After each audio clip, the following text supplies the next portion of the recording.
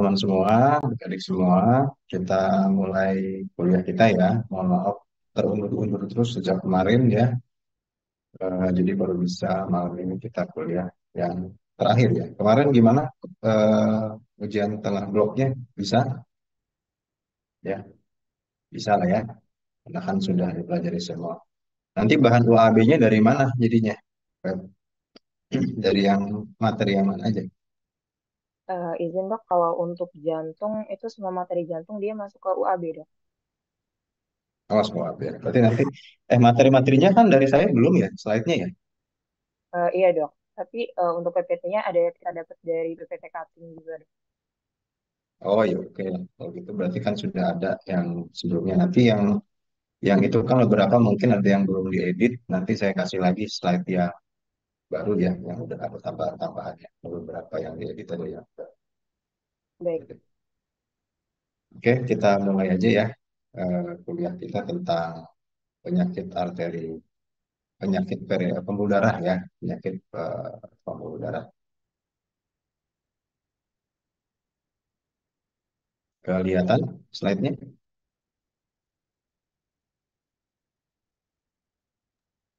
kelihatan dok. Ya. Baik, Assalamualaikum warahmatullahi wabarakatuh. Selamat malam adik-adik semua. Hari ini kita akan membahas ya diskusi tentang penyakit pembuluh darah perifer dan penyakit vaskular lainnya ya. Kita tahu bahwa eh, organ jantung itu pasti akan berhubungan dengan darah. Jadi tidak akan melulu bahwa jantung ya jantung saja. Jadi lalu siapa yang akan memfungsi pembuluh darah ya? Jadi tetap bagian jantung akan berhubungan dengan pembuluh darahnya karena perpanjangan dari pembuluh darah terbesar yang berasal dari jantung itu akan sampai ke arteriol-arteriol yang kecil, begitupun pembuluh darahnya nanti ya ke vena cava inferior itu kan muara dari venula-venula yang kecil. Maka eh, ketika ada masalah, maka itu juga akan bisa berdampak pada jantung. Sehingga perlu untuk teman-teman tahu bahwa ada penyakit-penyakit juga nih yang akan berhubungan.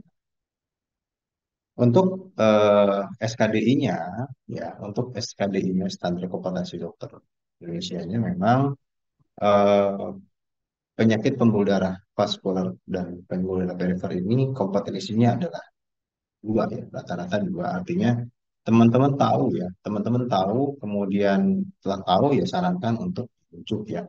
Bahkan untuk tata laksana awal aja, kira kalau misalkan teman-teman nggak yakin ya nggak usah, itu langsung rujuk saja. Nah, cuman untuk dapat bisa merujuk dan mengetahui, oh iya betul ini adalah penyakit pembuluh darah perifer, tentu saja teman-teman harus paling tidak mengenal ini yang mana sih sebetulnya, ini tergolong yang mana, nah, itu ya seperti itu. Oke, kita mulai ya.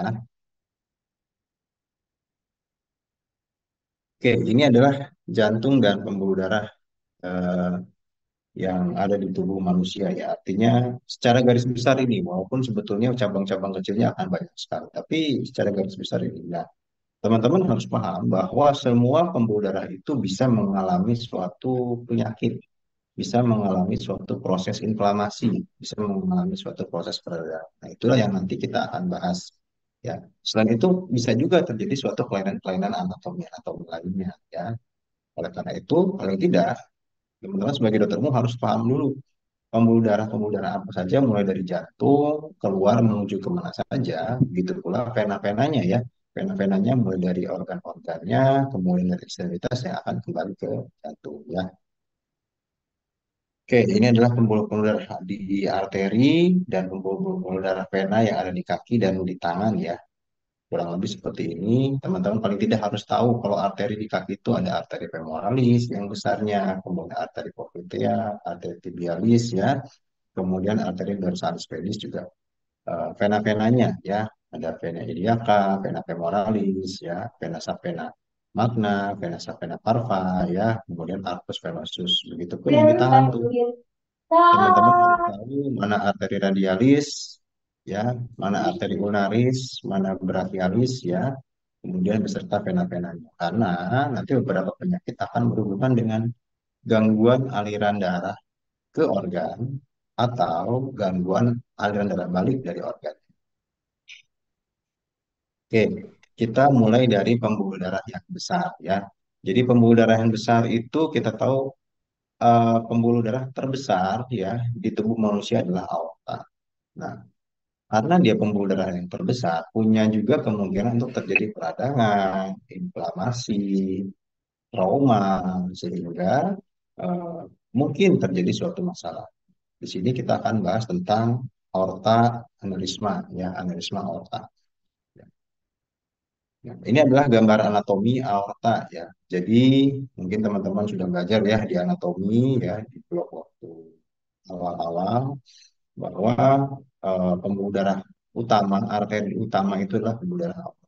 Ya, dari ventrikel kiri, ya, dari ventrikel kiri nanti dia akan masuk ke katup aorta, dari katup aorta nanti akan berubah jadi aorta ascendant. Kemudian ini adalah aorta descendant ya. Di sini yang berbentuk lengkungnya disebut arcus aorta. Cabang-cabangnya teman-teman pasti sudah harus hafal ya.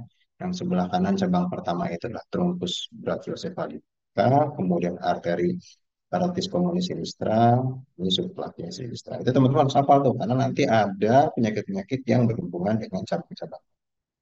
Ya, lalu bagaimana anak terjadinya aneurisma aorta? Aneurisma aorta itu ya terjadi suatu penggelembungan, ya. Terjadi penggelembungan di daerah aortanya itu, ya, yang terjadi karena apa? Nanti kita bahas.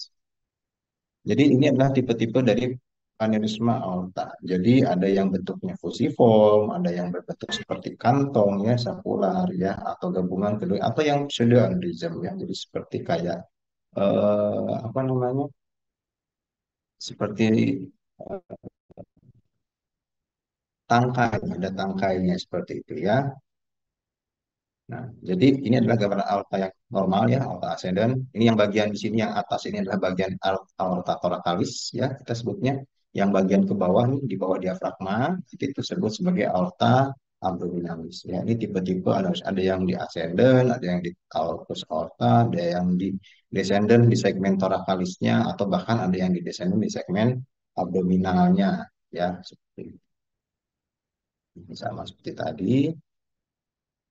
Ya, jadi suatu aneurisma aorta adalah eh, pembesaran dari aorta. Ya kita ngomong ini yang di abdominal ya, karena di abdominal ini adalah yang lebih sering terjadi aneurismanya dibandingkan di thoracalis ya.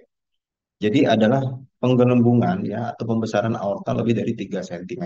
Jadi harusnya diameter aorta itu tuh kurang dari 3 cm ya. Kamu perhatikan aja, misalkan 2 cm kamu punya pegang penggaris 2 cm segimana. Nah, tidak lebih dari 3 cm. Ya. Biasanya terjadi di infrarenal 40%, ya, 10% pararenal visceral, laki-laki lebih banyak dibandingkan perempuan.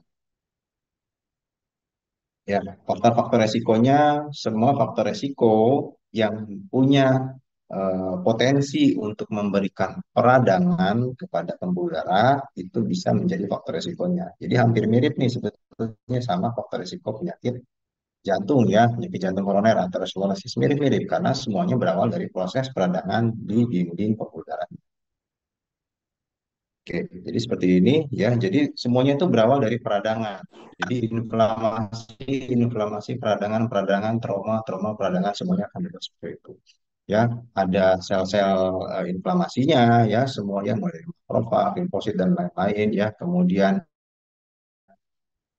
harusnya ketika terjadi suatu peradangan, ada terjadi suatu pemulihan, ya, healing dari si daerah-daerah dinding endotel, kemudian jaringan ikatnya itu jadi penyembuhan. Tapi kenapa dia bisa menjadi membesar? Ada ketidakseimbangan antara proses eh, inflamasinya dengan proses eh, healingnya, ya, proses penyembuhannya, sehingga ketika proses penyembuhannya itu lambat, jaringan elastin dan adhesi sel kolagen itu juga jadi bermasalah. Sehingga apa? Dia akan melar, berdilatasi, berdilatasi sehingga jadi aneuris. Bahkan suatu ketika eh, pembuluh darahnya sudah tidak toleransi lagi, bisa menjadi ruptur atau diseksi. Ya, nanti kita akan bahas di selanjutnya. Lalu gimana untuk mengenalainya? Ya, tentu saja dari anamnesisnya ada abdominal atau back pain ya. Jadi nyeri, nyeri perut, nyeri punggung memang tidak khas semua nyerinya seperti itu. Cuman nyerinya makanya ketika ada nyeri, kemudian teman-teman harus tanya tuh familiar history-nya ada enggak, gitu ya, pernah ada yang keluhan serupa apa enggak, ya, risk factor yang ditanya. Dan yang paling penting adalah examination-nya, pemeriksaan fisiknya ada palpasi di abdomen, itu seperti ada massa yang berdenyut, ya. Karena idealnya eh, aorta itu ya tidak berdenyut. Tapi bisa nggak sih dok, kalau pasiennya yang normal-normal aja, pas kita palpasi abdomennya berdenyut, bisa aja. Ya, pasien yang kurus sekali ya, posturnya sangat kurus, itu ketika dipalpasi abdomennya bisa terjadi ada yang berdenyut juga. Sehingga harus hati-hati ya, ketika ada pasiennya tidak ada keluhan apa-apa, pasiennya kurus, tinggi misalnya ya, terus ternyata kalian palpasi perutnya berdiri, oh jangan-jangan nih eh, aneurisma aorta abdominal ya, tentu ya, tetap harus melakukan pemeriksaan lebih lanjut, apalagi pasiennya tidak ada gejala.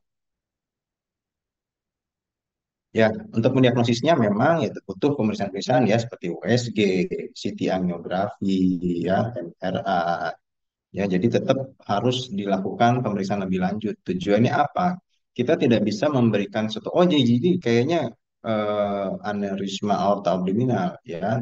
Kita tidak bisa. Tetap eh, standarnya harus ada pemeriksaan penunjang imaging, bisa itu USG ya, ya echo abdominal atau USG abdominal, bisa melakukan CT angiografi ya di CT scan tuh, ya, atau MRA, ya.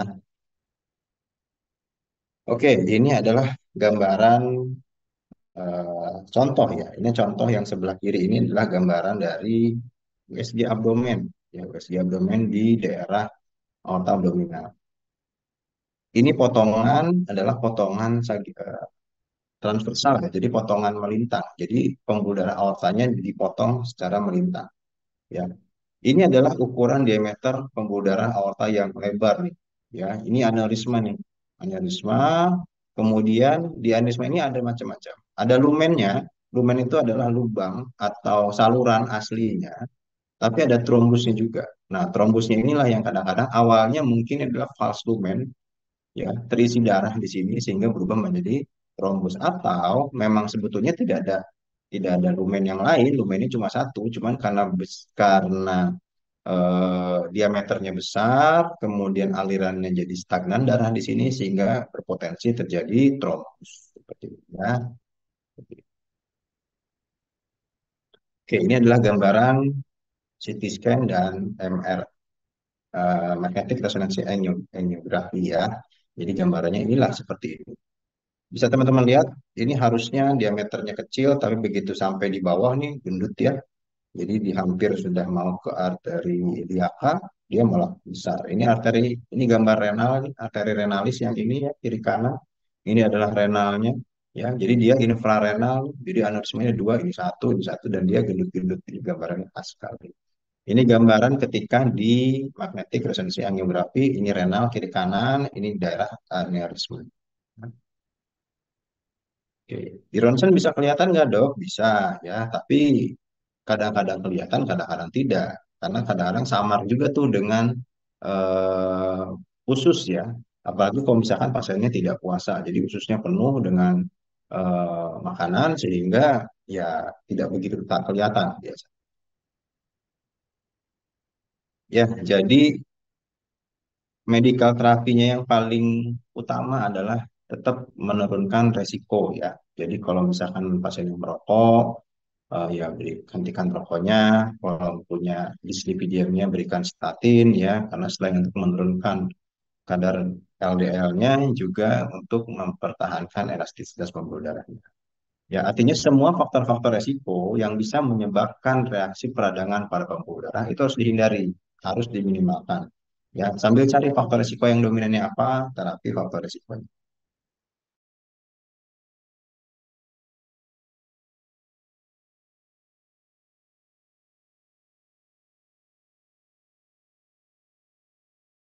Pemasangan pemasangan stent ya, sama seperti kalau misalnya di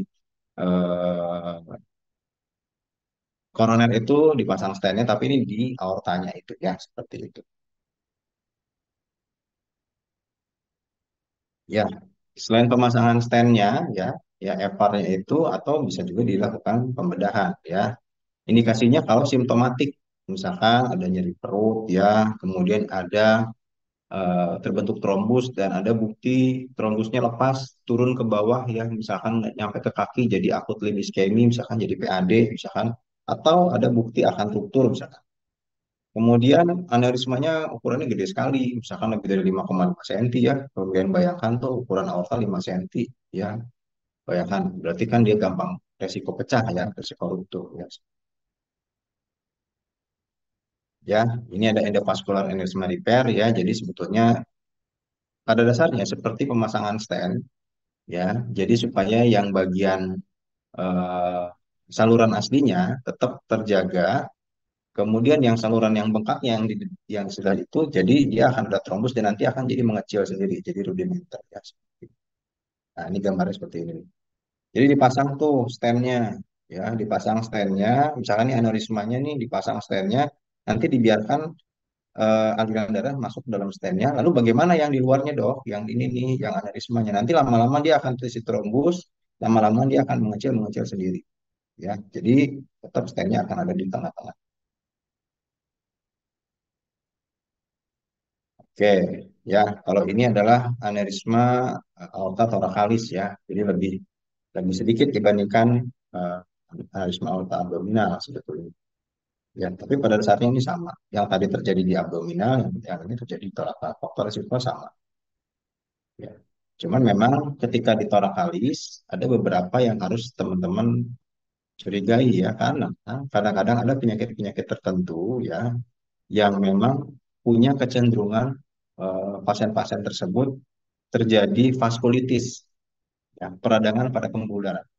Seperti apa? Misalkan pada Marfan ya, sindrom Marfan. Marfan sindrom itu kan sindrom yang semuanya badannya itu panjang-panjang, tulangnya panjang, jempolnya panjang, ya, jari-jarinya panjang, tinggi ya. Kemudian wajahnya khas gitu. Nah, seperti itu punya kecenderungan menjadi vaskulitis. Ingat, vaskulitis itu radang pembuluh darah. Semua kondisi yang menyebabkan peradangan bisa menyebabkan suatu aneurisma pada aorta kalau terjadi peradangannya pada pembuluh darah yang besar.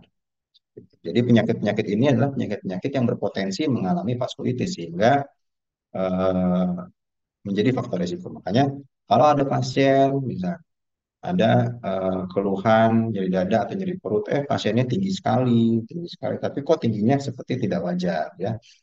Pasien misalkan tingginya 2 meter, tapi rasnya bukan ras eh, Eropa misalkan, orang Asia gitu. Kita harus hati-hati, oh dia pemain basket bukan ya, tapi dilihat oh ternyata jarinya kok panjang-panjang, ada pemeriksaan kesehatan tertentu seperti oh ternyata dia Marfan syndrome. Itu punya kecurigaan pada aneurismanya, harus diperiksa tuh karena anda punya risiko untuk ruptur. Ya, ini ya sebetulnya kadang-kadang tergantung ya. Jadi simptomatik atau tidak itu tergantung dari seberapa parah aneurismanya, lokasinya di mana, ya, seperti apa, ya, dan tergantung. Contoh kalau misalkan dia aneurismanya terjadi di dekat arteri renalis, mungkin pasiennya akan terjadi gejala-gejala CKD atau urinnya berkurang atau tensinya malah jadi cepat naik karena aliran renalnya berkurang. Atau misalkan pasiennya aneurismanya terjadi di dekat eh, subklavia kiri misalnya ya, sehingga aliran darah ke tangan kirinya menurun. Tangan kirinya sering semutan, nyeri dan lain-lain. Maka itu perlu tergantung dari di mana dia terjadi aneurisma. Begitupun nanti di seksi aorta juga mirip-mirip seperti itu.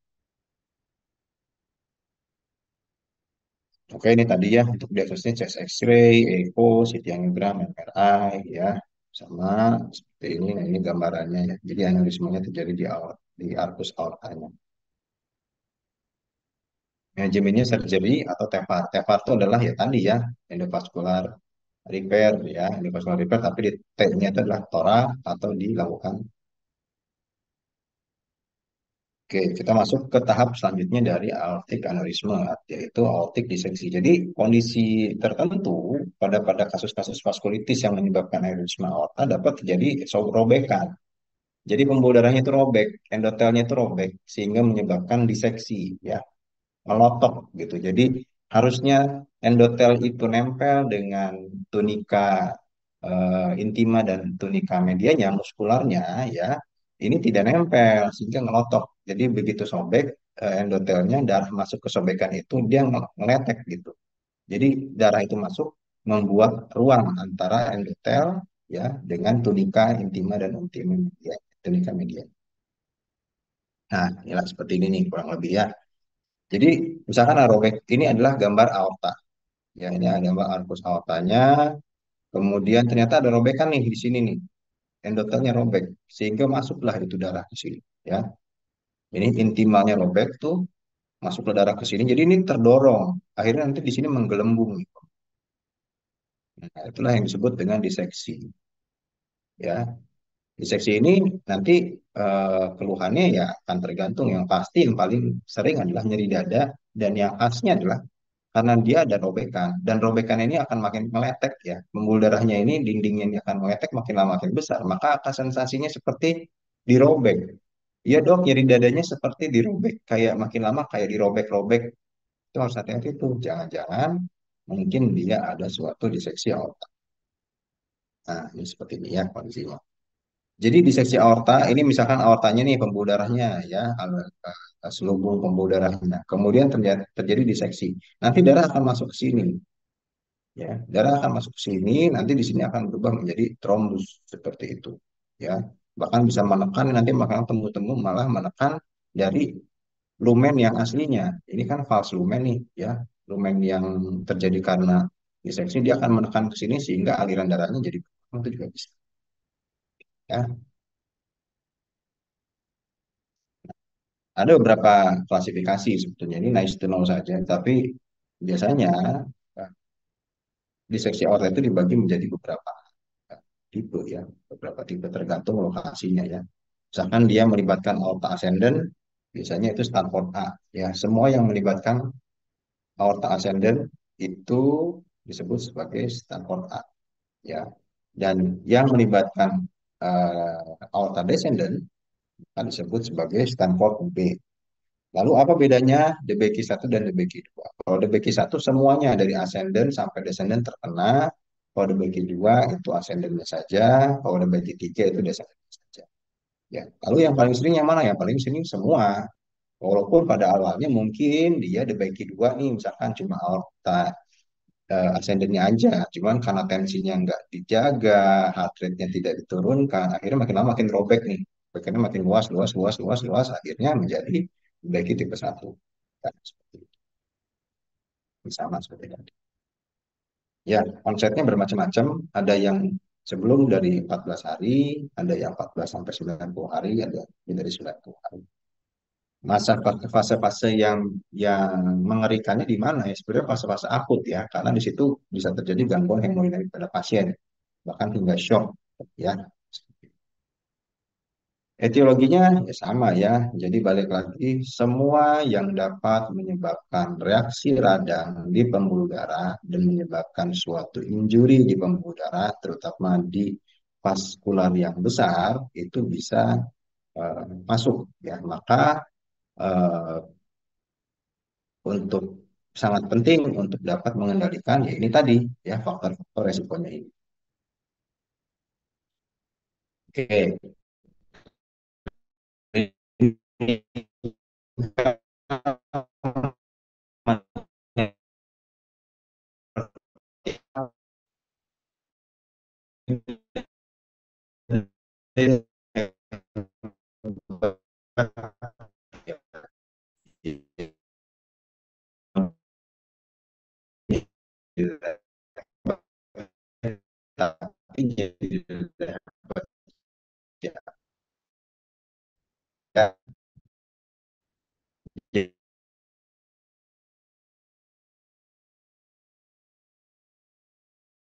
Tapi ataupun echo itu jadi penting karena untuk secara objektif melihat adanya diseksi, memang dengan modalitas-modalitas ini ya, CT scan, MRI, dan echo. Lalu apa yang dicari sebetulnya?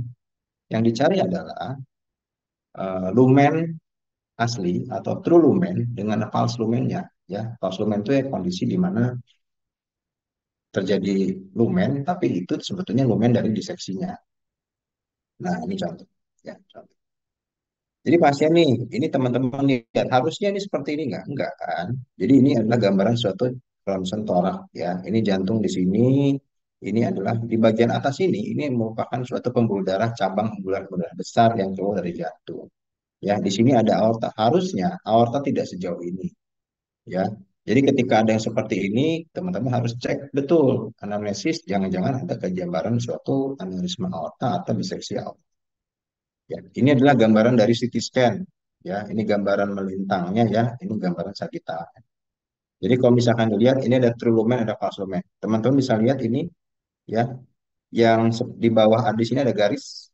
Bagian bawahnya sini itu adalah false lumennya yang terisi darah yang nanti lama-lama akan jadi trombus di sini. True lumen ini yang kecil ini. Kalian bayangkan ya, semakin sobek dia akan semakin nutup true lumen. Oke, nah ini lihat di sini. Ini yang potongan sagital. Ini nih, yang besar ini itu adalah false lumennya, robekannya nih, ya. Justru yang kecil ini adalah true lumen aortanya. Jadi yang aliran aorta yang benarnya ya yang kecil ini, ya. Kalau ini adalah gambar yang normal, jadi teman-teman bisa bedakan ya. Tadi kalau yang normal seperti apa, yang seperti ini, nah ini beda ya.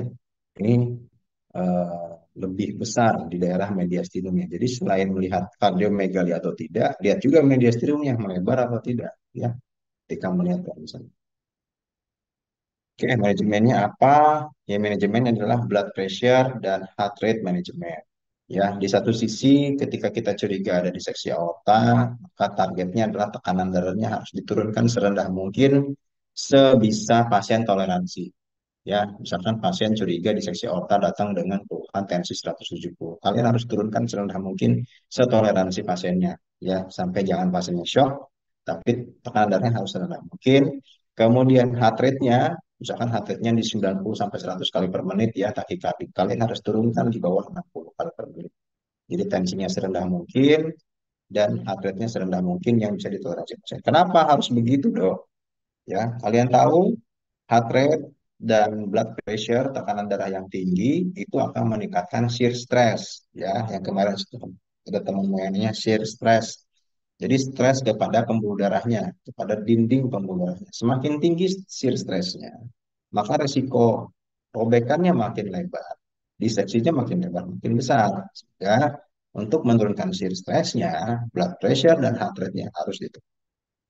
Ya, jadi terus lalu apa bisa dengan apa lagi selain itu ya tentu saja dengan TEVAR ya stent tadi ya stent di pembuluh darah aortanya atau dengan pembedahan ya.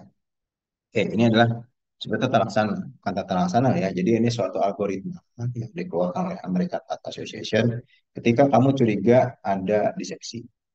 Jadi kan pasiennya yang diseksi itu biasanya datang dengan keluhan apa? Keluhannya nyeri dada biasanya. Keluhan nyeri dada seperti dirobek. Nah, kalian harus lihat dulu nih ya postur tubuhnya gimana ya, ada eh, riwayat keluarganya yang malvan enggak, ada riwayat keluarga atau dia sendiri yang punya penyakit yang berhubungan dengan jaringan ikat enggak ya, ada riwayat keluarga aortic disease apa enggak. Kalau nggak ada ya lihat lagi dia seperti apa tuh karakteristiknya di dadanya ya, seperti dirobek kah atau apa. Lalu lihat lagi ada tanda-tanda gangguan hemodinamik nggak, itu yang paling penting ya, tensinya ada shock apa enggak atau murmur ada apa enggak ya, seperti itu.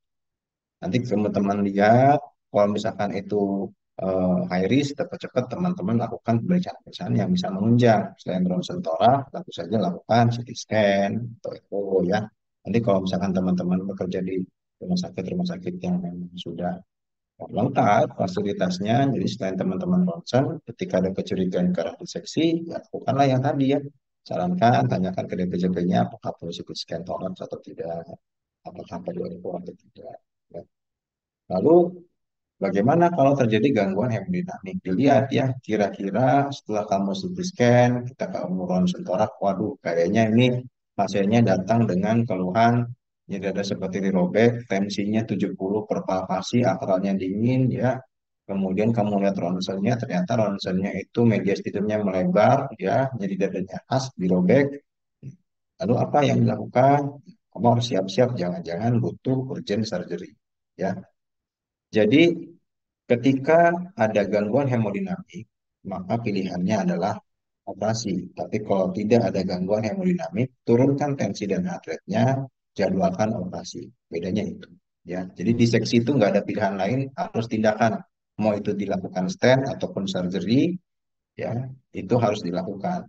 Bedanya apa? Bedanya hanya yang satu bisa tata laksana dulu yang lainnya, cari manajemen yang lainnya, yang satunya lagi benar-benar harus urgent dilakukan tindakan. Oke, sampai sini.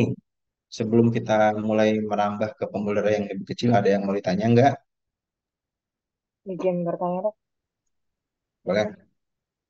kalau untuk aneurisma aorta sama diseksi aorta itu mungkin nggak terjadi bersamaan dok?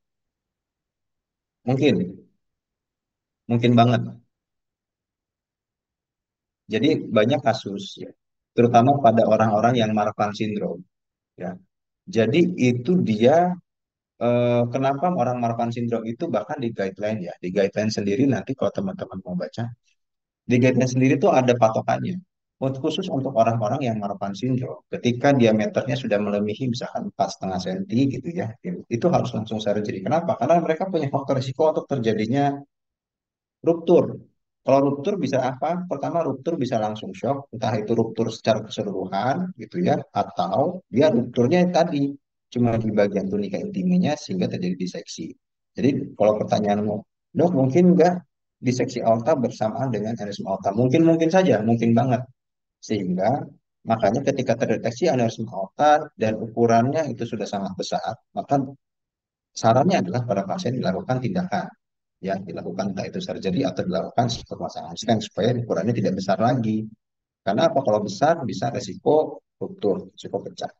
Karena yang ditakutkan dari aneurisma aorta adalah selanjutannya, yaitu diseksi aorta. Terus pertanyaan selanjutnya misalnya, mungkin nggak dok pasiennya nggak aneurisma aorta tapi diseksi? Mungkin mungkin saja, ya itu juga bisa.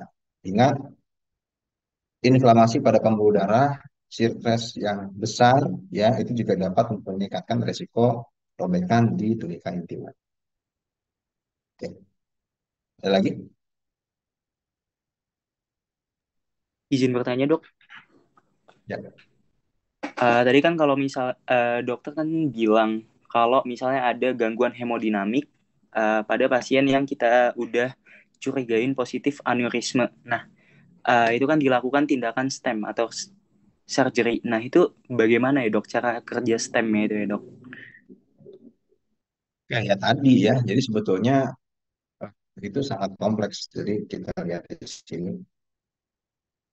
Ini adalah contoh yang nah ini. Jadi sebetulnya eh, bukan aneurisma, ya yang hemodinamik. Ketika terjadi suatu curigaan diseksi, ya diseksi, maka tindakan utama adalah ya harus segera dilakukan tindakan. Jadi misalkan kamu curiga nih aneurisma aorta, tapi kok kayaknya ada tanda-tanda setelah dilakukan echo misalnya, ya, oh ternyata ini ada diseksinya nih, ada soalnya pas di echo ketemu nih lumen sama vas lumennya. Tapi pasiennya hemodinamiknya nggak stabil, maka ya, selanjutnya adalah harus dilakukan tindakan surgery segera.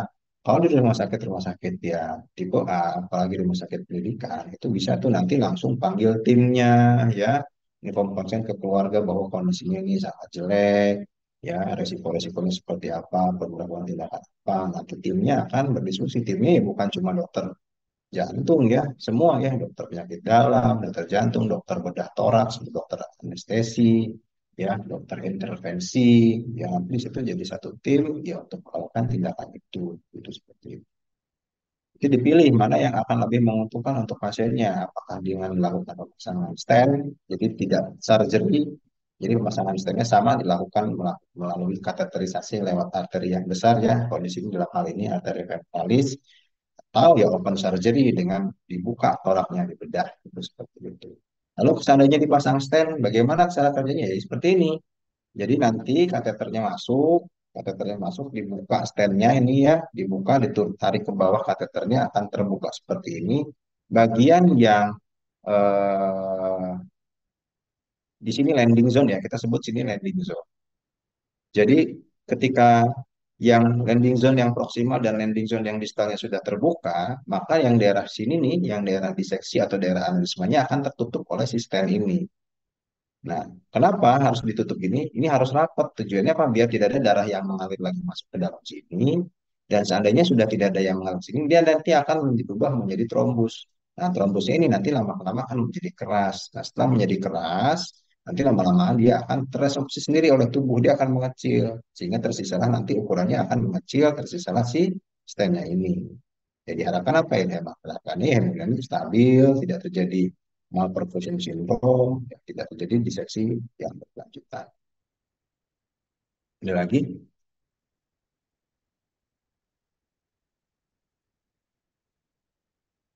Oke, ya kita lanjut dulu. Kalau gitu, kita masuk ke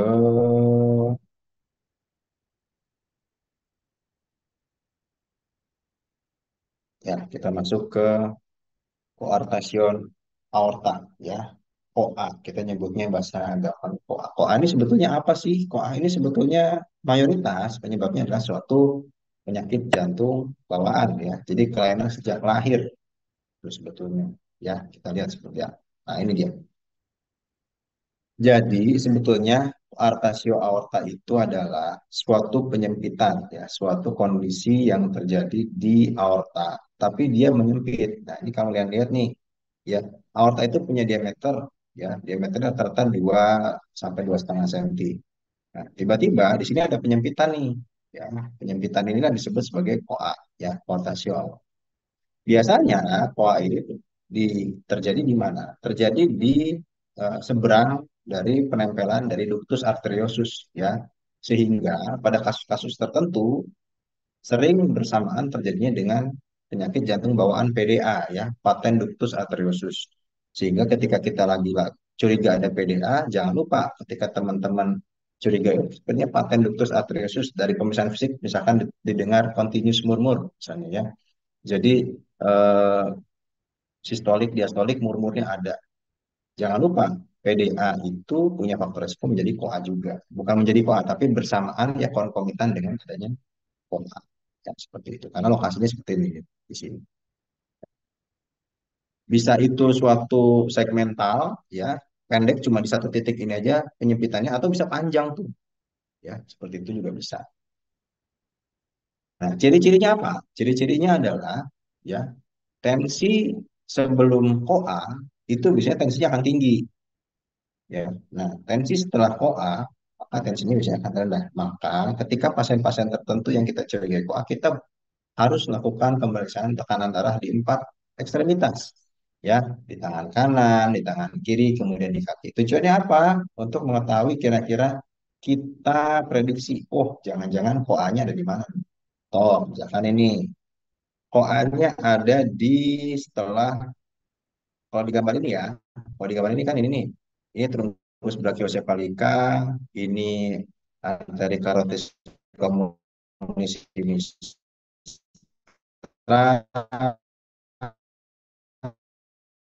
ini arteri subclavia sinistra. Ada di setelahnya. Maka batang tensinya sini menyempit berarti tekanan di aorta ascendent dan trunkus eh, apa namanya arterus aortanya akan tinggi ya sehingga organ-organnya pun akan tinggi. Tapi kanan yang di setelah penyempitan ini di setelah koanya maka tensinya akan rendah karena kan di sini akan lebih rendah nih tekanannya sehingga kalau pada kasus seperti ini biasanya gimana tensi di tangan kiri kanan ini akan tinggi tensinya ya tapi pas di tensi di kaki tensinya rendah dan bedanya sangat jauh ya memang tensi di tangan dan kaki itu memang sedikit berbeda gitu ya kadang-kadang berbeda 5 sampai 10 mm Hg tapi kalau misalkan tensinya jauh nih di tangan 140 misalkan sistoliknya, tapi di kaki kok cuma 80, nah jangan ada kok. Ya. Oke, tipe-tipenya ya bisa simple ya. Simpel tuh maksudnya ya udah koa aja, nggak ada ikut-ikutan sama PDA gitu ya. Atau mungkin ada tapi kecil. Atau yang kompleks koa, ya kompleks koa itu ya berarti ya selain dari PDA ada lagi tuh penyakit-penyakit jantung bawaan yang lain seperti PSD, ASD, TGA, aortic stenosis ya, APSD ya. Artinya memang kompleks, memang bawaan pasiennya itu yang kompleks ya. Kardiogenesisnya itu tidak terjadi dengan sempurna atau terjadi karena anomali dari lain ya, misalkan variasi dari brachiocephalicanya memang agak mengecil ya, atau terjadi kolateralisasi, atau ada aneurisma di sirkulus wilisi. Teman-teman harus ingat ya, sirkulus wilisi itu ada di mana? Ada di peredaran darah arteri basilaris vertebra sampai ke kepala ya. Oke, diagnosisnya dari mana ya? Dari EKG ya, kemudian dari echo ya, dilihat kok ada stenosis tuh di daerah arcus aortanya ya, atau dari X-ray. Tapi dari X-ray biasa sih nggak akan kelihatan ya. Biasanya harus melakukan dengan tetap ada kontrasnya. Biasanya pakai barium ya. Gitu. Manajemennya seperti apa? Ya, ya terapi suportif ya tergantung dari simptomnya seperti apa. Terus kalau misalkan pasiennya masih kecil, masih bayi, kita ada curiga OA, yang menurut kita OA-nya itu tidak terlalu signifikan, bisa diberikan prostaglandin infusion. Tujuannya apa? Ya, supaya dia berdilatasi, nggak jadi OA-nya nggak jadi progresif. Atau bisa kita lakukan, seandainya memang nggak mungkin lagi sempit dan nggak bisa pakai prostaglandin, ya udah kita lakukan pembedahan, gitu ya, seperti itu. Oke, itu COA. Sekarang kita masuk ke subclavian Steele syndrome ya. Oke. Lalu apa sih sinonimnya ya? Sinonimnya itu subclavian Steele phenomenon atau subclavian Steele steno-occlusive disease. Nah, makanya teman-teman harus paham nih arteri-arteri apa aja, arteri yang keluar dari arcus aorta itu. Kenapa? Karena ini akan menyebabkan akan berhubungan nih dengan kasus seperti ini ya. Jadi teman-teman harus hafal nih, misalkan ini adalah arcus aorta, ya ini aorta ascendens, ini aorta descendens. Ya, ini truncus brachiocephalica, truncus brachiocephalica bercabang menjadi arteri subclavian kanan. Kemudian arteri carotis communis extra. Kemudian ini cabang langsung dari arcus aorta menjadi arteri carotis communis sinistra, yang ini menjadi arteri subclavia sinistra. Ya, teman-teman harus tahu bahwa arteri subclavia ini punya cabang, ya, cabang ke arah vertebra disebut sebagai arteri vertebralis, ya. Jadi jangan lupa tuh bahwa arteri vertebra, ya, arteri vertebra itu diperdarahi oleh arteri subclavia. Arteri vertebra ini akan menyambung nih, hubungan menjadi satu di daerah vertebra menjadi arteri basilaris. Nah, lalu apa yang disebut subclavian syndrome itu ya bisa kalau nih kalau terjadi sumbatan di salah satu dari arteri subclavianya, misalkan entah itu ada trombus, entah itu ada aterosklerosis, pokoknya apapun itu yang menyebabkan sumbatan sehingga aliran darahnya nggak bisa ke sana ya.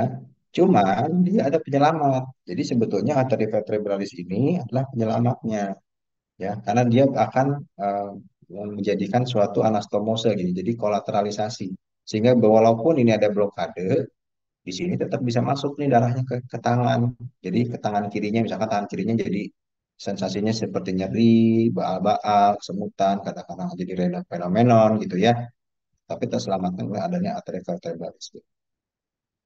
Nah, jadi justru dengan adanya arteri vertebralis ini, jadi dia gejalanya itu jadi khas gitu, hilang timbul. Kadang-kadang tangannya sakit, kadang-kadang muncul, kadang-kadang putih tangannya, kadang-kadang enggak. Itu kadang-kadang kesemutan, kadang-kadang enggak. Gitu. Kadang-kadang pasiennya dengan ada keluhan pingsan juga bisa gitu ya. Karena apa? Karena arteri ke basilaris jadi berkurang karena butuh darah yang harusnya bisa masuk ke otak nih ya melalui arteri basilaris kurang dia karena harus mensuplai darah ke tangan ya kalau lihat dari sini. Jadi kadang-kadang suka pusing, suka pingsan kadang-kadang ya seperti itu. Nanti kita lihat video. Nah, ini adalah sirkulus wilisi ya. Jadi ingat ya bahwa kondisi-kondisi tertentu itu dari arteri subclavia itu dia punya cabang ke arteri vertebralis ya. Tujuannya apa? Tujuannya nanti untuk memperdarahi daerah eh, cerebrum posterior dan cerebellum ya. Jadi nanti akan masuk menjadi sirkulus bilisi. Itulah kenapa kalau misalkan terjadi obstruction di sini, ya misalkan di arteri subclavia kiri misalnya, otomatis kan darah nggak bisa langsung masuk tuh dari arterus aorta ke subclavia kiri. Maka darah supaya tangannya bisa dapat asupan darah harus dari mana ya? Harus dari sini. Jadi dari arteri subclavia kanan masuk ke arteri vertebralis, masuk ke arteri basilaris, baru turun lagi arteri eh, vertebralis yang kiri, baru masuk ke eh, arteri subclavia kiri gitu ya. Kondisi seperti ini kan terjadi pengurangan darah nih, pengurangan darah di arteri basilaris sehingga kemungkinan misalnya akan pusing, akan gampang pingsan dan lain-lain. Itu yang disebut still ya. Jadi air darah yang harusnya ke kepala itu tercuri ke sini. Kenapa ya? Karena berkurang, karena butuh tangannya butuh diberikan asupan darah. Ya, etiologinya macam-macam ya. Semua kondisi yang bisa menyebabkan sumbatan di arteri subclavia itu bisa bisa aja terjadi. Ya, bisa itu karena slow proses aterosklerosis, ya, bisa bisa vaskulitis, ya. Dalam hal ini Takayasu arteritis, ya. Jadi pembuluh darah sedang, ya, pembuluh darah sedangnya mengalami vaskulitis, peradangan, sehingga terjadi kalsifikasi sumbatan juga. Akhirnya udah terjadi deh itu alirannya berkurang ke arteri subclavia. Atau kejepit tulang, misalkan bisa-bisa aja ya ada malformasi dari tulangnya, misalkan habis trauma pasiennya, habis tabrakan, fraktur, penyembuhannya nggak optimal, ya nggak dibiarin aja, nggak dilakukan pemasangan eh, pen gitu ya, pakai orif misalnya, ya akhirnya sembuhnya tulangnya nempel ke arteri subclavia, terjepit arteri subclavianya itu bisa aja. Atau pada pasien-pasien KOA juga bisa ya, karena pasien KOA, KOA-nya panjang sampai menutupin arteri subclavia ya bisa aja jadi subclavian seal syndrome juga. Ya, jadi kadang-kadang suka muncul seperti ini tuh ya, kadang-kadang pulsasi tangannya berkurang, tensinya juga berkurang, iya dong, aliran darah berkurang, tensinya akan berkurang. Claudication ya, jadi nyeri hilang timbul di tangan ya, ada perbedaan tekanan darah antara kanan dan kiri ya. Jadi kadang-kadang hand showing circulation problem, bloody patches ya, jadi merah, kadang-kadang merah banget, kadang putih, pucat, kadang merah banget. Ya, klonir legalnya ya itu tadi ya. Ketika aliran darah ke otaknya melalui arteri basilarisnya menurun, ya pasti semua gangguan-gangguan di kepala yang melibatkan dengan otak ya akan terjadi ya.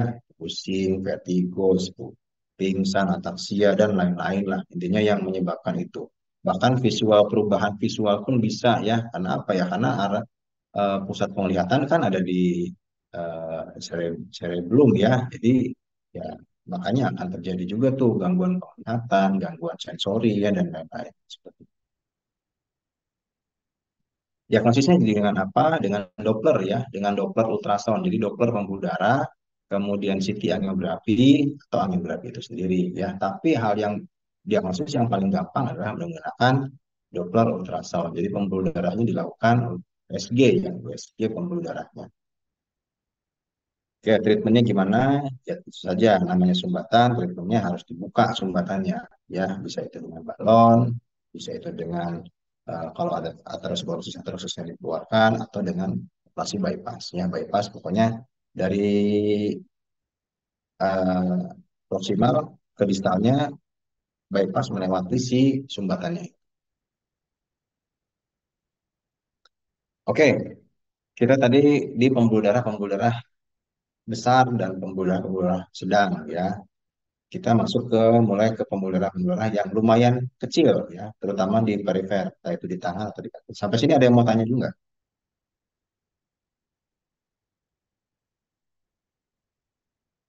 Nggak ada ya. Oke, kita lanjut ke peripheral artery disease atau kita sebut dengan PAD ya. Gangguan pembuluh darah arteri di perifer. Ingat ya, ini adalah arteri ya. Oke. Ya, sebetulnya PAD itu adalah suatu gangguan di pembuluh darah arteri yaitu menyempit ya. Ya, jadi karena menyempit aliran darah ke organnya, yaitu kaki atau tangan itu juga berkurang sehingga muncul nyeri.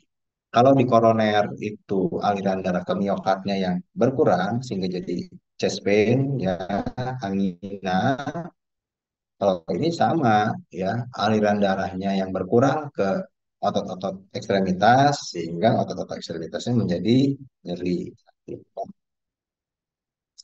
Oke, ini contohnya seperti ini ya. Etiologinya yang paling sering ya tentu saja aterosklerosis. Makanya saya bilang proses aterosklerosis itu bukan hanya terjadi di kalau misalkan terjadi di koroner ya mungkin mungkin aja terjadi di pembuluh darah yang lain juga ya. Jadi tapi mungkin belum memunculkan simptom aja tuh ya. Tapi ya bisa-bisa aja terjadi ya.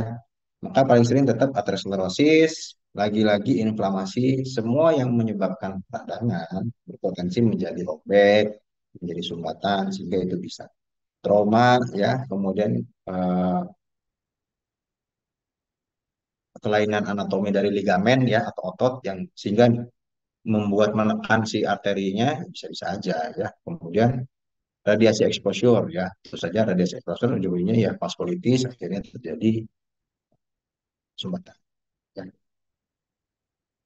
Faktor risikonya sama, ya, faktor risiko sama. Semua hal-hal yang dapat meningkatkan resiko terjadinya shear stress, resiko terjadinya inflamasi, resiko terjadinya eh, disfungsi endotel, itu bisa semua terjadi, ya. Oke, ini ada gambaran arteri secara umum ya. Ada arteri iliatas communis, ada arteri interna, eksterna ya. Ada arteri femoralis, superficial, ada arteri femoralis profunda, ada di lutut ada arteri popltea, tibialis anterior ya, peroneal arteri, tibialis posterior, bahkan sampai di bawah nih di dasar ada arteri dorsalis pedis. Ini pembuluh darah yang teman-teman paling tidak perlu tahu untuk menilai suatu adanya PAD ya. Ini pembuluh darah besarnya aja kok sebetulnya. Jadi teman-teman nggak usah bingung, nggak usah pusing, nggak sampai ke yang kecil-kecilnya. Oke, ya. Jadi simptomnya, ya simptomnya yang paling sering yang harus kalian teman-teman ingat adalah intermittent claudication. Apa sih maksudnya intermittent claudication itu? Jadi intermittent claudication itu gini. Kalau di koroner, angina itu gimana? Angina itu kan ketika pasien yang melakukan aktivitas, dia nyeri. Ya, ketika istirahat, dia membaik. Ini intermittent claudication seperti apa? Sama seperti itu. Jadi pasiennya misalkan jalan ya, jalan 200 meter, betisnya sakit. Begitu istirahat, sakitnya hilang. Jalan lagi nih pasiennya 200 meter, 300 meter, betisnya sakit lagi. Begitu istirahat hilang. Seperti itu. Ya, jadi intermittent cardiac itu adalah yang gampangnya seperti itu. Kenapa? Ya kalau melalui patofisiologinya ya intinya adalah karena aliran darahnya berkurang, ada suatu proses anaerob, laktatnya meningkat, jadi sama seperti di miokard juga seperti itu ya. Ya, intermittent claudication bisa macam-macam nih, bisa di kaki bawah, bisa di betis, bisa di paha, atau bahkan bisa di bokong juga bisa, tergantung di mana tuh munculnya. Tapi biasanya kalau sumbatannya ada di bokong, misalnya, biasanya kalau di kasusnya mulai dari bokong sampai ke bawah tuh, ya. Kalau misalkan sumbatannya ada di arteri poplitea, misalnya, maka nyerinya intermittent cardiovascularnya akan terjadi di daerah betis sampai ke kaki bawah. Jadi intermittent claudication itu bisa menunjukkan, bukan menunjukkan ya, bisa memberikan kita gambaran, prediksi kira-kira sumbatan itu ada di sebelah mana si PAD-nya itu ya, peripheral artery disease-nya. Ya, simptomnya seperti apa ya? Semua yang menyebabkan aliran darah berkurang ke kaki, maka kakinya akan masalah tuh mulai dari kesemutan, dingin, baal-baal ya, kaku, kemudian kukunya susah tumbuh ya, bulu kakinya berkurang kayak gitu-gitu. Semua yang menyebabkan aliran darah kaki berkurang, gejala apapun itu bisa terjadi. Rest pain ya. Lalu bisa nggak sih dok kalau misalkan eh, pada saat istirahat sakit ya? Ya bisa-bisa aja ya. Jadi kalau misalkan aterosklerosisnya makin parah, penyakit PAD-nya makin progresif ya bisa-bisa aja. Sama seperti di koroner juga gitu kan. Artinya misalkan teman-teman ingat misalkan CCS angina classification ya, Canadian Cardiovascular Society yang CCS 4 ya. Kalau CCS 4 bagaimana? Saat istirahat aja masih sakit dadanya ya sama. Ini juga seperti itu ya. Jadi bisa-bisa aja sebetulnya ketika istirahat tuh sakit, tetap sakit kakinya ya bisa-bisa aja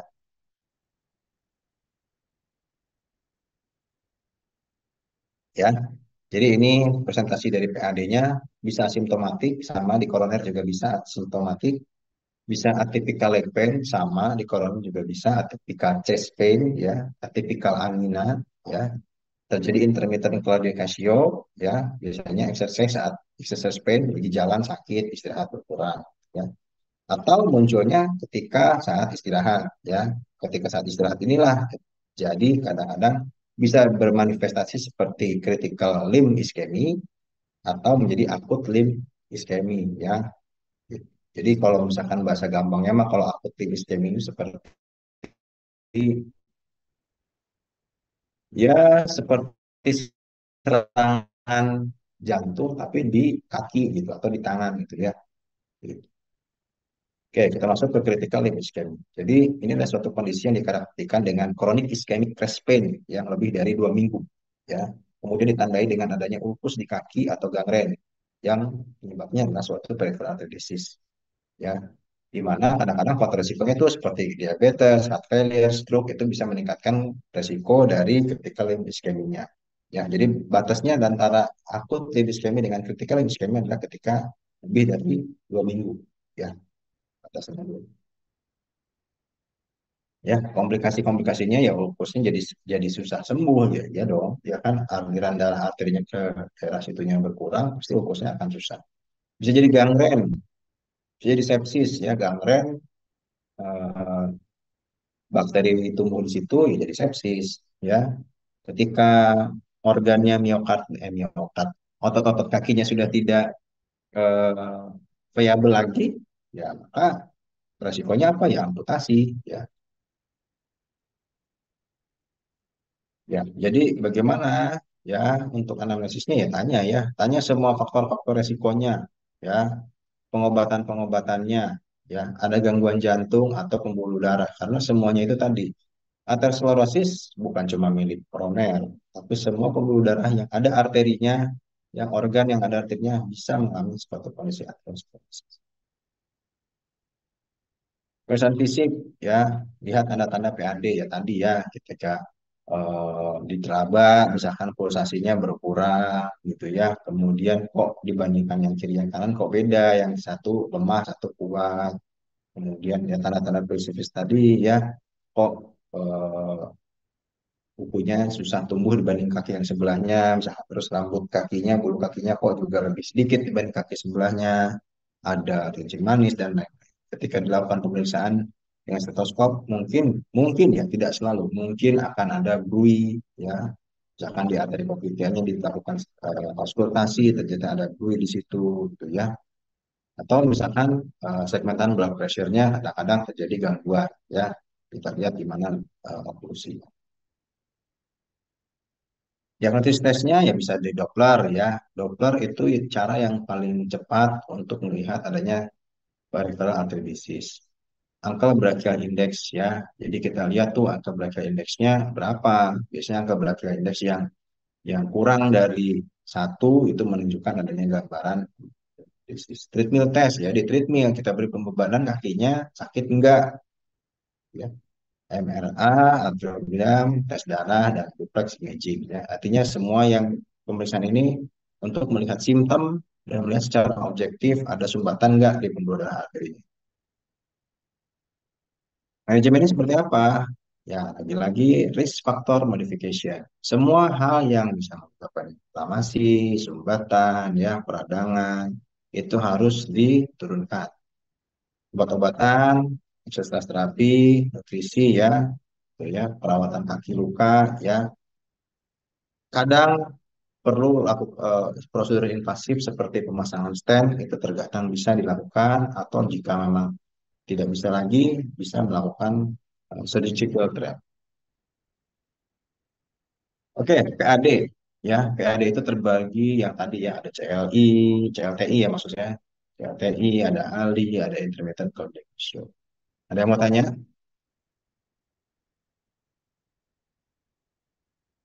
Nggak ada, ya. Oke, kita masuk ke Raynaud disease. Apa sih Raynaud disease itu, ya? Jadi Rare disease itu adalah suatu kondisi, ya, gangguan yang mempengaruhi pembuluh darah di jari-jari, ya, di jari-jari, baik itu tangan atau kaki, yang menyebabkan vasokonstriksi secara abnormal, ya, secara vasokonstriksi secara abnormal. Tapi biasanya terjadinya ya di tangan dan kaki saja, ya. Dia tidak dan hanya terjadi di perifer. Maksudnya di perifer itu ya tadi di ekstremitas. Dia tidak melibatkan pembuluh darah perifer yang terjadi di sentral. Contohnya apa? Di hidung, di telinga, ya. Karena di situ biasanya lebih pembuluh darahnya atau karena dekat dengan core tubuh sehingga suhunya menjadi lebih hangat, ya. Jadi tidak meminimalkan resiko vasokonstriksi. Beda dengan seperti di ujung-ujung tangan atau di ujung-ujung kaki, ya. Oke, ada yang primer dan sekunder. Kalau primer ya terjadi kondisi tersebut tanpa disertai oleh penyakit-penyakit penyerta lainnya, gitu ya. Ya udah, jadi vasokonstriksi ya vasokonstriksi aja, gitu ya. Terus ada yang sekunder. Sekunder yang terjadi karena adanya vasokonstriksi pembuluh darah. Bisa disebabkan karena aterosklerosis, ya, lagi-lagi aterosklerosis atau gangguan pembuluh darah karena jaringan ikatnya, ada carpal tunnel syndrome, karena merokok, ya. Merokok menyebabkan gangguan endotel dapat menyebabkan sultan, ya. Ada injury di tangan dan kaki atau obat-obatan kemoterapi juga bisa. Ya, kenapa kok obat-obatan kemoterapi bisa? Ya, bisa, ya. Kondisi obat-obatan kemoterapi dapat menyebabkan gangguan vaskulitis, ya. Vaskulitis bisa menyebabkan penyempitan sehingga terjadilah disease, begitu, ya. Sign dan simptom, ya, ya artinya sama tuh simptomnya, aliran pembuluh darah yang berkurang karena suatu kondisi vasokonstriksi, ya bisa jadi kesemutan, baal, pucat, eh, seperti ditusuk-tusuk, ya, seperti bengkak, ya, kadang-kadang panas, gitu ya, kayak gitu bisa macam-macam, ya, tergantung pasienmu nanti kira-kira datangnya dengan apa. Nah, jadi begitu ketemu yang seperti itu dan kayaknya kok di ujung-ujung jari atau ujung tangan kalian harus curiga, ya, jangan-jangan itu adalah suatu kondisi renal disease. Diagnosis evaluasinya ya dari anamnesis dan physical examination, cold stimulation test, ya. Jadi dengan cold stimulation test kita kasih dingin kira-kira konstriksi nggak, terus dikasih hangat merah lagi nggak, ya, jangan-jangan itu suatu kondisi renal disease yang primer, ya. Nelpot kapilaroskopi, ya, atau pemeriksaan darah. Ya, artinya kita cari tahu betul nih pasiennya ini kira-kira betul-betul dari suatu kondisi eh, aliran darahnya yang vasokonstriksi pembuluh darahnya atau bukan. Oke, manajemennya lifestyle modification atau pharmacological management, ya, lifestyle modification ya semua, ya, faktor risiko tadi dimodifikasi, ya, intinya seperti itu. Sama obat-obatan, ya, obat-obatannya ya tergantung. Kalau obat-obatan yang dapat memodifikasi faktor risiko ya berarti diberikan, ya, atau obat-obatan yang dapat misalkan seperti vasodilator, ya, kemudian obat-obatan yang berhubungan dengan antiinflamasi itu bisa diberikan. Oke, kita masuk ke burger disease. Nah, ini unik nih, ya, atau burger disease. Jadi burger disease ini, ya, nama lainnya adalah thromboangitis obliterans atau burger disease. Ciri-cirinya apa? Ingat, dia adalah suatu kondisi gangguan pembuluh darah yang non aterosklerotik. Ingat, ya, burger disease adalah non aterosklerosis yang menyebabkan gangguan aliran darah di pembuluh darah kecil dan medium size, ya, baik itu di arteri ataupun di vena, ya, baik itu di tangan ataupun di kaki, ya. Sebetulnya burger disease ini juga suatu bisa disebut dikelompokkan menjadi suatu kondisi vaskulitis juga, ya, yang dimana kondisi vaskulitisnya itu punya kecenderungan untuk gampang terbentuk trombus di dinding-dinding pembuluh darah yang biasanya muncul pada orang-orang yang merokok, ya. Jadi kuncinya itu heavy tobacco use, ya, perokok berat, ya. Ya, ini sebenarnya epidemiologi saja, ya, di Indonesia relatif jarang, tapi ada nggak, dok? Ya, ada aja. Tapi kalau misalkan dilihat nih, ya, dari ini daerah-daerah yang memang tingkat merokoknya tinggi maka akan eh, banyak juga, ya, terjadi suatu kondisi seperti itu. Etiologinya, ya, sebetulnya etiologinya ya masih belum diketahui dengan pasti, ya, tapi rokok menjadi faktor risiko yang kuat dan di beberapa penelitian menjadi faktor risiko yang ikatannya kuat, korelasinya kuat, ya, korelasinya kuat gitu terjadi dengan suatu kondisi ini. Karena lagi-lagi ingat kuncinya adalah burger disease itu non aterosklerotik, di mana yang lainnya kadang-kadang melibatkan proses aterosklerotik ya. Oke lah vaskulitis, tapi ada aterosklerotiknya juga. Nah, tapi ini vaskulitis tapi non aterosklerotik ya. Ya, dibedakan dengan vaskulitis yang lain, biasanya itu trombusnya itu ya terjadi di pembuluh darah. Ya, normal imunologi marker ya. Jadi imunologi markernya itu biasanya banyak tuh reaksi-reaksi peradangan itu ini sedikit gitu ya. Kemudian punya korelasi yang kuat dengan merokok. Tidak ada asosiasi dengan game ya. Walaupun memang masih eh, perdebatan ya, tapi kondisinya ini kondisi hypercoagulative stage atau kondisi gangguan pembekuan darah itu jadi isu juga ya. Kemudian ada juga yang beberapa penelitian mengatakan bahwa reaksi imunologi ya itu juga berperan di kondisi bergerak ini. Ya, kalau misalkan dilihat dari patogenesisnya itu ada acute phase, ada intermediate phase, dan ada chronic phase ya. Pada intinya peradangan ya, peradangan di mana peradangan itu gampang terjadi suatu trombus ya sehingga terjadi sumbatan. Ya, kemudian segmental ya. Jadi dia tuh tidak keseluruhan, dia di daerah-daerah tertentu aja. Ingat, dia itu yang mengenai pembuluh darah kecil dan medium. Jadi tidak semuanya akan kena juga, makanya dia bentuknya akan segmental. Non-necrotizing involvement vessel wall. Ya, jadi tidak ada nekrosis di pembuluh darahnya. Kalau misalkan yang lain kayak PAD, ketika terjadi iskemik maka akan nekrosis, ini tidak. Ya. Oke, ini clinical presentation-nya. Biasanya laki-laki dengan smoker ya, usianya di bawah 40 tahun, ya. Kemudian iskemi di distal small arteries dan venanya. Ingat, arteri dan vena. Jadi bukan cuma arteri doang, bisa kena venanya juga. Ya, keluhannya bisa apa aja ya? Keluhannya bisa macam-macam ya. Bisa seperti intermittent claudication, bisa seperti PAD kalau dia kenanya arteri, bisa terjadi ulkus juga kalau misalkan dia kenanya vena atau di arteri-arteri distal ya. Bisa ada trombus ya, bisa macam-macam. Kemudian eh, biasanya terjadi di dua ekstremitas ya. Jadi dia tuh karena penyebabnya itu korelasinya kuat dengan rokok. Jadi dia bukan hanya di satu kaki misalnya. Tapi kalau misalkan bisa terjadi di dua kaki atau bahkan di kaki dan tangan empat-empatnya bisa muncul ya seperti itu. Ya clinical manifestationnya ya ada major kriteria atau minor kriteria. Pada intinya adalah yang paling gampang teman-teman lihat adalah penggunaan rokok.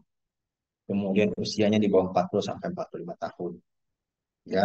Kemudian tidak ada trauma, tidak ada autoimun, tidak ada kecurigaan ke arah aterosklerosis, maka kita jangan-jangan nih pasien ini sebagai suatu kondisi yang bergenesis. Treatmentnya bagaimana? Ya, stop all smoking. Jadi hindari rokoknya. Nanti bagaimana tuh biasanya dengan penghentian rokok, maka lesinya juga progresif akan membaik. Unik ya. Dimana kalau yang lain itu akan tetap ada, ya, PAD-nya mau kamu berhentiin rokok atau resikonya kamu modifikasi, ya karena suatu proses aterosklerosis, ya udah gitu-gitu aja gitu ya. Maka yang bisa kita lakukan ya treatment kalau misalnya sumbatannya eh, berat pada PAD ya harus dibuka gitu ya sumbatannya. Tapi kalau pada ini enggak ya stop all smoking ya. Jadi nanti dia akan progresif dan bahkan dia kadang-kadang bisa membaik ya sini ya. Terapi-terapi lainnya seperti prostaglandin, ya, calcium channel blocker atau vasospasm, artinya semua yang bisa membuat kondisi trombusnya hilang, vasokonstriksinya membaik, jadi vasodilatasi, peradangan yang berkurang itu dapat di. Oke, sampai sini ada yang mau nanya? Nggak ada? Kita masuk ke pembuluh venanya ya. Ini disebut kita masuk ke chronic venous insufficiency.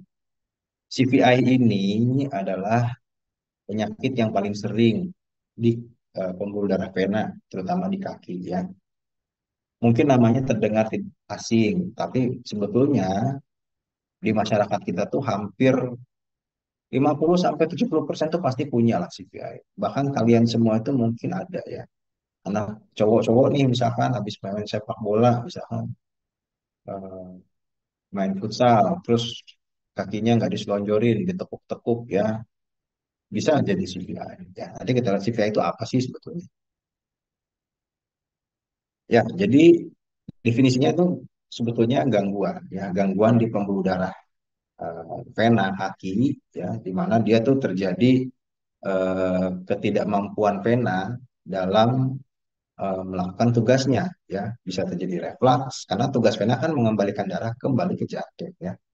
Dia di situ ada katup-katupnya rusak atau dia terjadi reflux atau ada sumbatan, ya, sehingga kegagalan terjadi kegagalan di venanya itu. Sehingga apa? Ya, terjadi bendungan tuh di venanya. Jadi pembuluh darahnya menjadi besar dan lain-lain. Gitu. Cara epidemiologi itu 50% dari populasi, bisa terjadi ulkus juga ya. Ya, jadi kadang-kadang mengganggu quality of life ya. Bisa macam-macam, bisa superficial reflux ya. Jadi vena-vena makanya teman-teman harus tahu tuh vena-vena superficial di kaki itu apa aja, vena-vena dalamnya apa aja ya, vena-vena perforatornya apa aja. Jadi reflux atau sumbatan itu bisa menyebabkan suatu kondisi yang CPI. Oke, clinical picture-nya ketika berhubungan dengan pembuluh darah vena, ketika venanya itu alirannya terhambat dan tidak mengalir dengan baik, maka bengkak. Ya, bengkak adalah suatu kondisi yang paling sering muncul. Ya, kemudian ketika terjadi kongesti, ya, kongesti di kakinya bukan sumbatan ya, aliran darah tidak berjalan dengan baik, jadi dibengkak, maka bisa aja terjadi perubahan warna kulit. Ya, terjadi eksimia, hiperpigmentasi atau hipopigmentasi dan lain-lain. Bisa terjadi ulkus, terjadi varises, ya. Jadi varises itu merupakan suatu bagian dari CPI ya. Jadi makanya saya bilang tadi, hampir semua orang tuh pasti ada lah CPI walaupun ringan. Ya, bisa pain juga. Nah, ini adalah gambarannya ya. Bengkak, nih kalian bedain tuh antara kaki kiri dan kaki kanan ada bengkak. Ya, ini pembuluh darahnya varicose ya. Ini adalah varicose vein atau varises. Ya, bisa terjadi hiper atau hipopigmentasi di pembuluh darah di kulitnya atau bahkan bisa terjadi ulkus juga ya. Ini ya, jadi kemerahan, jadi ulkus ya. Jadi bisa seperti ini. Dok, apa bedanya sama ulkus kencing manis sama ulkus PAD? Ya, makanya ya, dari etiologinya harus dilihat. Doppler atau USG tungkai, USG kaki, USG pembuluh darah itu menjadi penting untuk melihat kondisi. Oke, patogenesisnya ya venous hypertension ya, bendungan di vena, kongesti di vena, ya akhirnya jadi venous hypertension. Ya, jadi fibrin cup hipotesis, jadi fibrin-fibrinnya ketika terjadi bendungan muncul, kemudian sel darah putihnya terjebak di situ akhirnya peradangan ya jadi bengkak jadi ulkus berpigmentasi dan ini adalah chip classification ini nice to know saja jadi kalau sebetulnya kalau ada CPI kita bisa melihat dari kondisi kakinya ya kondisi kakinya itu seperti apa ya C-nya itu klinikal E-nya itu etiologi A-nya itu anatomi P-nya itu patofisiologi. Ya, memang kondisi seperti ini, chip classification ini kita harus ambil Doppler. Karena apa? Karena kita mau tahu kan, kita gimana mau tahu dia anatominya superficial, dia atau perforating, kalau misalkan kita nggak tahu sebenarnya ini pembuluh darah mana sih sebenarnya yang terdampak. Terus patofisiologinya reflux atau obstruction, kita nggak bisa tahu kalau nggak kita Doppler. Tapi paling tidak kalian tahu bahwa kalau CVI itu ada klasifikasi yang namanya chip classification. Yang bisa kita lihat dengan mata telanjang adalah apa yang klinikalnya ya dari C0 sampai C6 ada eh, varises atau enggak gitu ya. Kalau cuma biru-biru gini nih ya teleng telangitis kayak gini doang cuma ada kayak biru-biru doang di kaki ya itu berarti C1. Tapi kalau varisesnya udah gede-gede nih berarti itu masuk ke dalam C2. Oh, tapi ada varises yang udah sampai bengkak itu C3 ya. Kemudian udah ada ulkus udah C4 ya. Ulkusnya ada yang sembuh, ada yang luka ya, itu yang C5. Ada ulkus yang berdarah-darah terus itu CLA. Ya, jadi kondisi seperti itu. Jadi yang bisa teman-teman nilai kalau misalnya di chip classification karena ini kan karena kalau yang ini ya teman-teman harus lihat dengan Doppler. Oke, ini investigasinya Doppler ultrasound ya, artinya Doppler ultrasound, USG kaki, bahasa lainnya ya, meskipun itu invasif ya kalau bisa ya. Venous reflux ini maksudnya retrograde lasting more than 5 second itu ini adalah parameter Doppler ya, jadi di nice to know saja ya.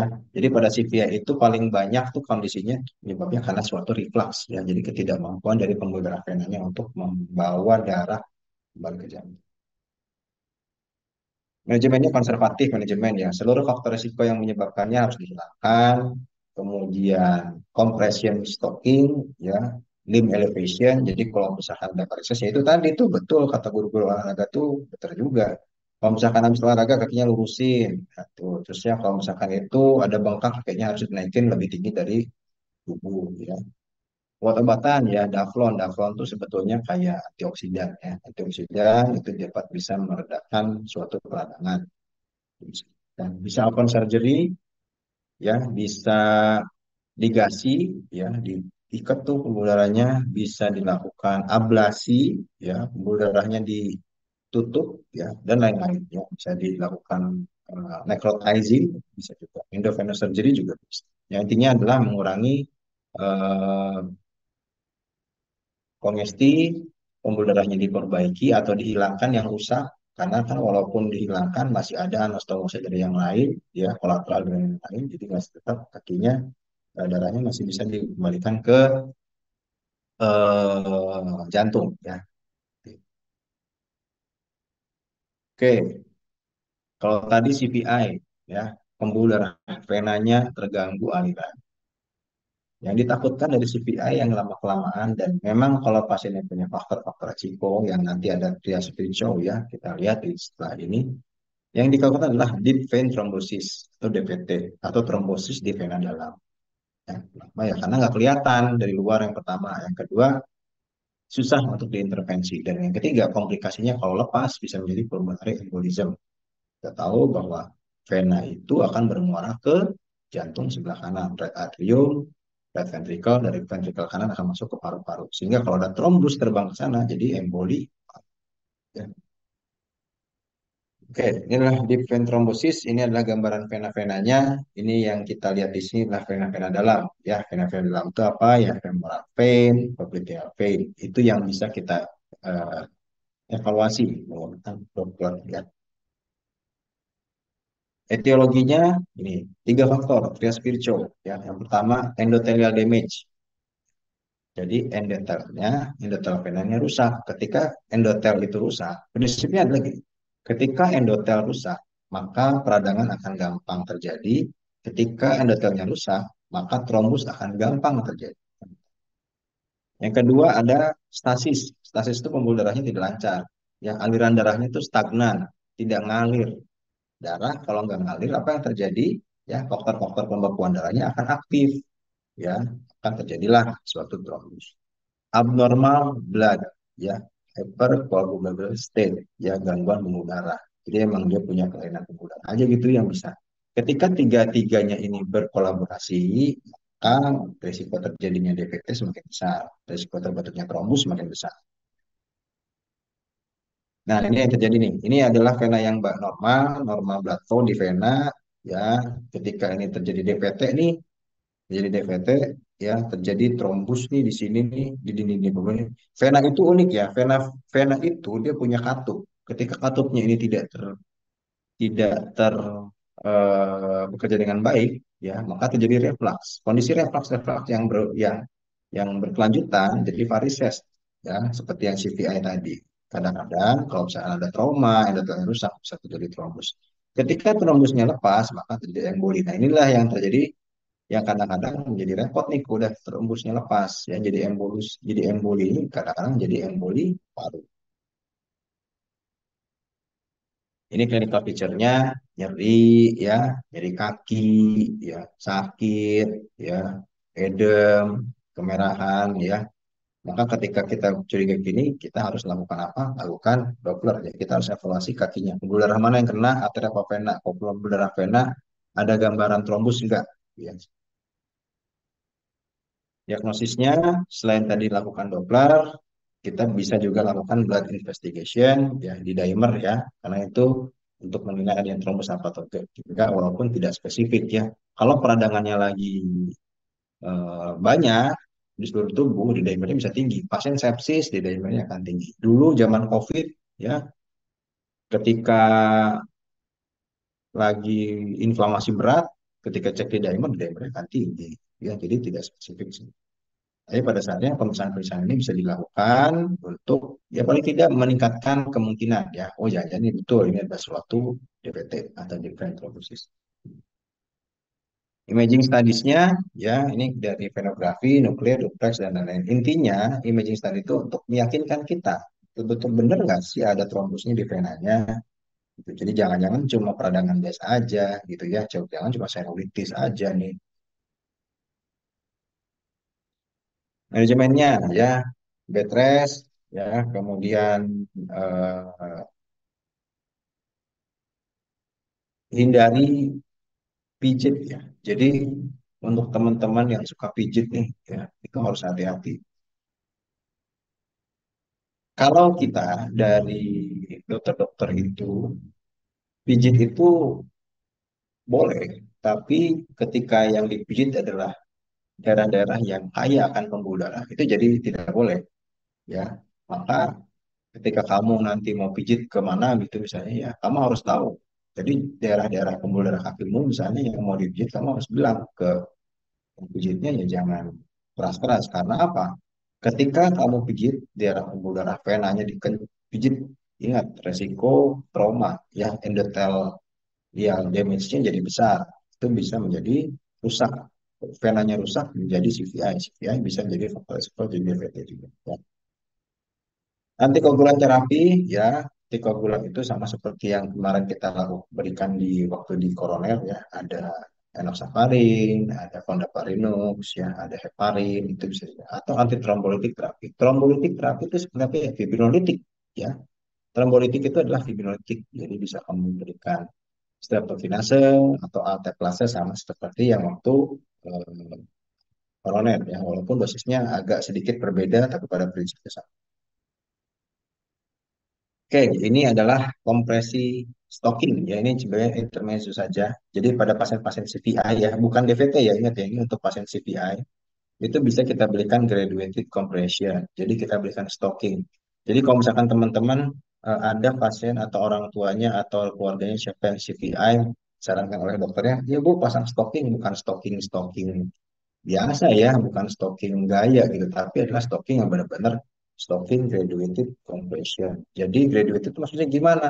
Ya, stocking yang kompresinya kalau yang di bawah ini lebih kencang, lebih keras, lebih mencengkram. Makin ke atas dia makin kecil. Tujuannya apa? Untuk membantu aliran darah venanya kembali naik ke vena cava dengan lebih baik. Ya, jadi kalau misalkan pakai stocking aja nggak ada ukurannya, nah nggak bisa tuh. Jadi kalau misalkan di sini kompresinya 100% di bagian atas 100% sama aja dong jadinya. Stagnan-stagnan juga, di stasis-stasis juga darahnya nggak akan ke atas. Ya, ya ini bisa seperti ini. Kalau di luar bisa ada yang seperti ini, stocking compressionnya. Oke, ada yang mau tanya?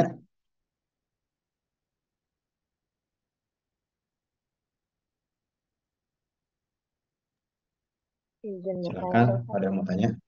Ya, Kalau untuk penyakit-penyakit yang ada di pembuluh darah perifer kayak misalkan tadi ada renal terus ada CPS segala macam itu sebenarnya dia bisa sembuh total nggak sih dok? Atau tetap ada? ada yang sembuh total, ada yang enggak. Ya, atau ada yang dengan sequelae ya. Jadi tetap ada sisa. Contoh kayak misalkan CPI ya, CPI yang chip klasifikasinya udah berat misalkan. Ya itu mah mau gimana juga tetap akan ada sisanya gitu yang glukus gitu.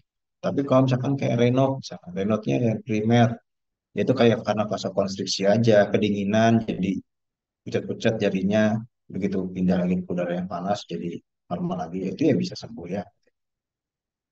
Tapi pada intinya adalah gini, ketika penyakit arteri perifer atau vaskularnya itu adalah karena suatu proses aterosklerosis, ingat proses aterosklerosis itu adalah proses degeneratif. Semua orang pasti akan kena, ya. Tidak ada yang bisa menghambat. Orang jadi tua, orang jadi keriput, orang jadi barang ada yang bisa menghambat, nggak ada ya. Sama seperti aterosklerosis juga nggak ada yang bisa menghambat. Sehingga pasti akan minum obat, ya akan minum obat terus gitu ya. Jadi ketika penyebabnya adalah aterosklerosis, kamu harus konsen ke pasiennya, edukasi pasiennya bahwa ya suatu proses degeneratif. Ketika dia memberikan simptom, ketika dia memberikan suatu kondisi yang patologis, maka obat harus tetap minum. Dan bisa sembuh total enggak? Bukan sembuh total bahasanya, tapi terkontrol. Nah, itu yang penting ya. Jadi pasien-pasien jantung itu kalian tidak bisa bilang sama seperti bukan pasien jantung deh. Pasien-pasien penyakit degeneratif, entah itu jantung, stroke, pembuluh darah, ginjal, yang semuanya gambarannya adalah karena suatu proses degeneratif, teman-teman nggak bisa bilang dia sembuh, tapi teman-teman bilangnya dia terkontrol. Beda dengan penyakit-penyakit yang disebabkan karena suatu proses infeksi. Misalkan ada bakteri masuk, ya misalkan tifoid, kamu obatin tuh tifoidnya, ya salmonellanya kamu matiin, ya salmonnya hilang ya sembuh dia. Tapi kalau kondisinya suatu proses degeneratif, ya kamu bisa menyebutnya sebagai terkontrol. Terkontrol itu bisa quality of life yang baik, simptomnya hilang, ya, tapi obat tetap harus diberikan, ya, gitu Feb. Ada lagi? Ada lagi dok.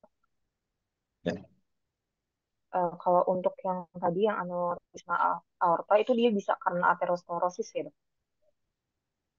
bisa, bisa.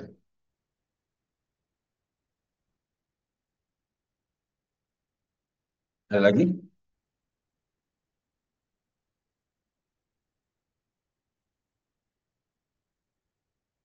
Oke, kalau nggak ada, ya memang penyakit arteri atau penyakit vena atau penyakit vaskular perifer ini di SKDI-nya rata-rata kompetensinya 2.